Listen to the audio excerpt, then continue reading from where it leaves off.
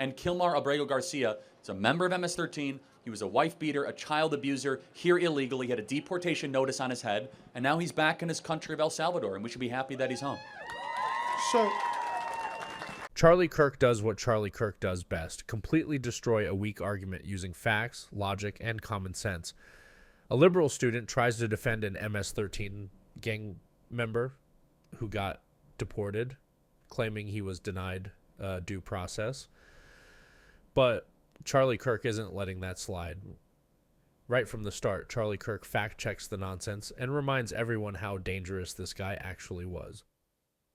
Throughout the exchange, Charlie Kirk explains how the Alien Enemies Act works, how cartels act like foreign governments, and why non-citizens like this gang member don't deserve special treatment.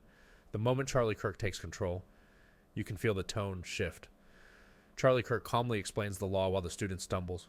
And in the end, Charlie Kirk makes one thing crystal clear. If you break the law and hurt people, Charlie Kirk is not going to let you play the victim. thank you. Let's start off by laying some things that I think you and I would both agree on first. I'm sure you like our Constitution. I'm sure you're a big fan of our Bill of Rights, the habeas corpus, inclusion in the before even the Bill of Rights in the Constitution itself. When we look at the current league of deportations that's happening, particularly when it predates to Kilar Rego Garcia, right? He is a man who hasn't had his due process. He never had his day in court. That's not true. You know that he spent 4 years in court from 2017 to 2021. In fact, so much so that the judge even ruled on his immigration status, saying that he could be deported at any time for any reason. That court order actually elapsed, so it wasn't valid at the time of his deportation. If we want to go through these, we need people to have their habeas corpus rights. We need people to have the ability to show up in court and actually exemplify their, have their case be heard in front of a judge, be heard by a jury of their jury of their peers, and have a chance to be. Okay, but again, I've done this so many times. Let me just pause, and I don't mean to pick on you. How hard the left is fighting for this MS-13 scumbag is just remarkable to me. It's like I'm not trying to pick on you. Let me make a broad statement. He could be the worst person in the world. He could be an absolute scumbag. Is he a U.S. citizen? No. Oh, that actually changes things. It does, absolutely. And so, but it does not change due process. Yes, it does. The Alien Enemies Act says you do.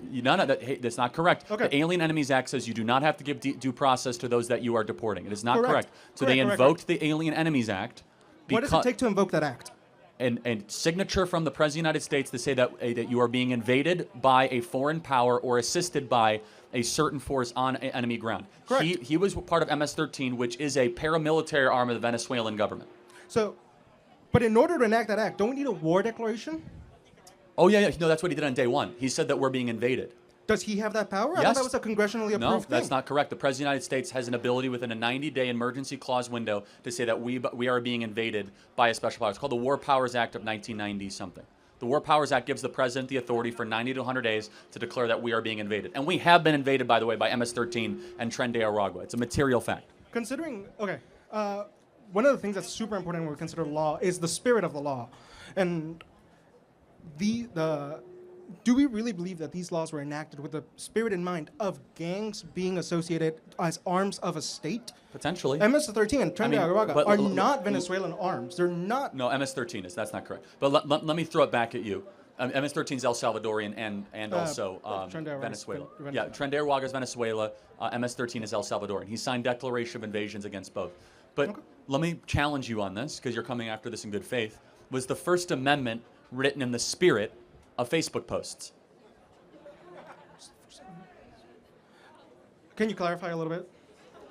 The First Amendment, part of the Bill of Rights, ratified in 1791, was it written in the spirit that it shall apply to tweets? Not to private corporations. Well, no. Meaning, like, do your free speech rights apply also to the internet? So it applies to public squares. The question that we're having now is Facebook a public square? Are Twitter public squares? It's a separate issue. The issue is that we would all agree that you have a First Amendment right to express yourself, and the government can't throw you in prison regardless of where you have it, whether you write a newspaper op-ed or whether you do a Facebook post, right? You have a First Amendment right to do that. The point being is you say, well, the spirit of the law in 1798, it doesn't matter if a law is old. It matters what moral claim is the law trying to make, because times sort of change, but people do not. Human nature goes unchanged. And so the point being is the Alien Enemies Act has been invoked 4 times in our nation's history. War of 1812, Civil War, World War I, World War II. And I believe totally appropriately invoked here. It's been enjoined by the Supreme Court right now, so we'll find out its future. But when you have 15 million people come into your country in a span of 4 years, that is definitionally an invasion.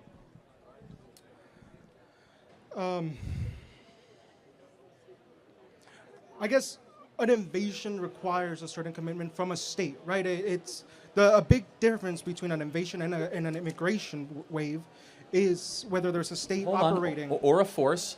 The cartels, man. The cartels operate like a state. The cartels are the reason that a lot of these people are able to make it up to the border. They pay money to the cartels. The cartels are using drones. They're using speedboats. They're using helicopters. The cartels act like a government. In fact, the cartels run the Mexican government. The Sinaloa drug cartel is more powerful than the Mexican Mexican government. I would agree with labeling these terrorist organizations. I think they have the funding, they operate, they have such. But there's a key distinction between a government entity and a terrorist organization. Hold on a second. We declared war on Al Qaeda. Yeah. What government was Al Qaeda?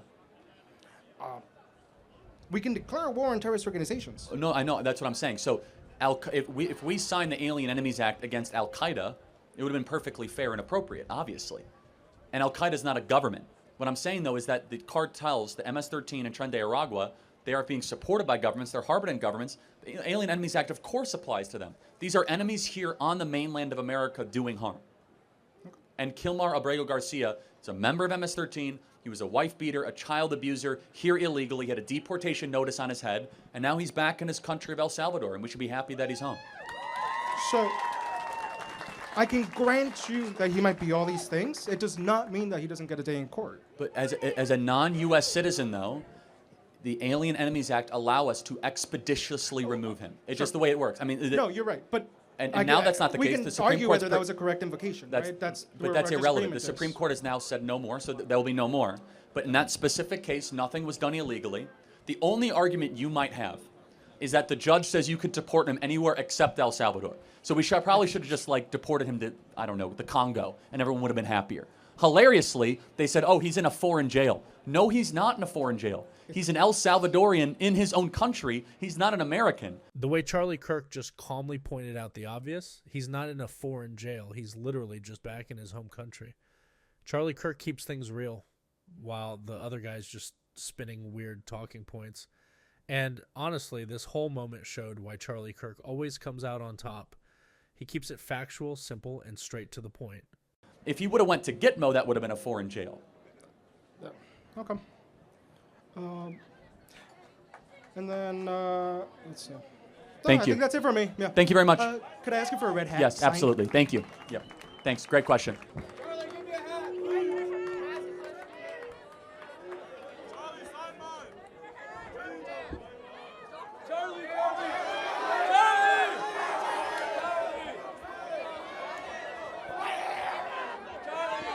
By the end of this debate, Charlie Kirk didn't just shut down the liberal troll. Charlie Kirk exposed how broken the entire open border argument really is.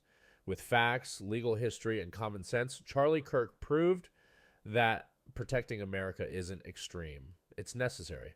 And while the student stumbled through buzzwords and emotion, Charlie Kirk kept his cool, focused on the truth, and left zero room for debate. That's why when Charlie Kirk talks, people listen.